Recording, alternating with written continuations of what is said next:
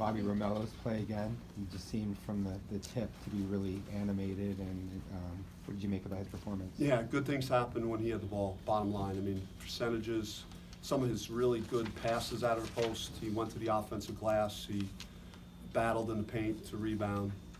Yeah, he was one of the primary reasons why we were in the position we were late in the game.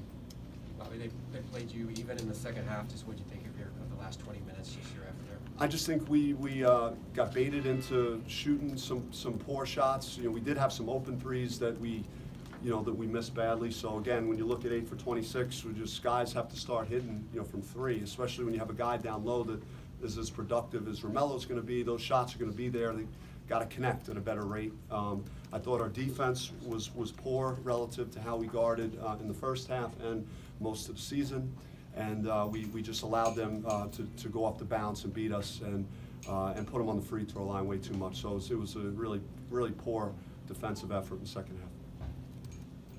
Depth-wise, where does this team rank up for you?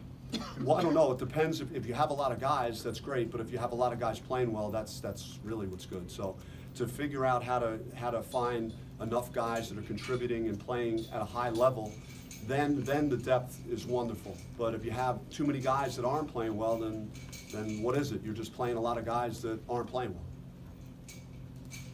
Obviously, the offense didn't seem to be any better tonight than the past nights.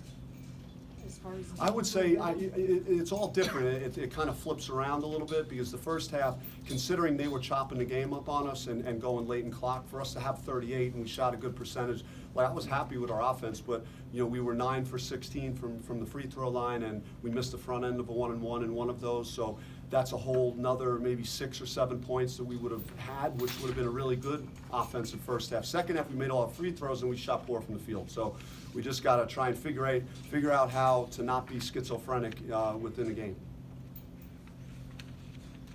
What do you have to do to get Alonzo going a little bit? I mean, obviously missing those games didn't help. It just seems like. Yeah, I mean, he's too talented to be playing the way he is, and he's just got to stop thinking or feeling sorry for himself. He doesn't hit a shot or whatever, and just step up and be mature and start playing the way he's capable of playing. How nice was it not to have to rely so heavily on Remington? I think that he has such a high standard with me that it wasn't a good effort by him.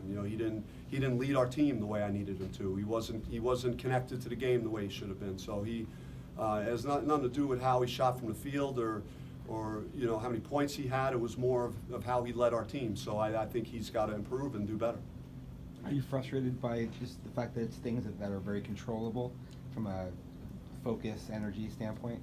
No, it's just, I think more of we just, we have to start getting it in gear and start, trying to strive to play well so that you regardless of what the score is, you feel good about yourself after the game. And I just, as much as we've been winning, I just haven't really felt like, wow, this really looks great. This feels good. And so we have to, get back to the drawing board and get in practice and play better. Can that be viewed as a positive, though, just that you're 6-2 and you feel the way that you do about it?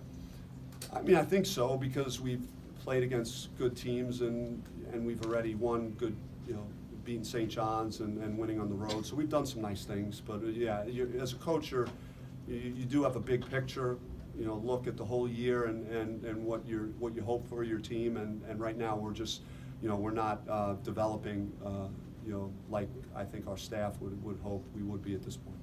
When you subbed out in the second half 5 guys, was it just the effort, the collective effort, or was there? I think they got a transition layup there. Yeah, I mean their 5-man drove it right. You got the rebound, drove it the whole length of the court, and laid it in. So anytime that happens, there had to be someone between point A and point B to make an impact there. And when 5 guys don't do it, then in that instant that was my call. And I don't do that all the time, but it was frustrating to see that.